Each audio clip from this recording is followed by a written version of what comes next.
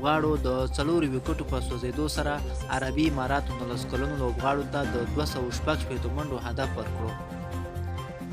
ابراهیم زادران 8 منډې، رحمان الله 8 منډې، محمد اسحاق 45 منډې جوړې کړې. که نننۍ لوبه افغانستان وګټله، دوهم راوند کوارټر فاینل ته لار پیدا کوي. د افغانستان د بریا په هیله.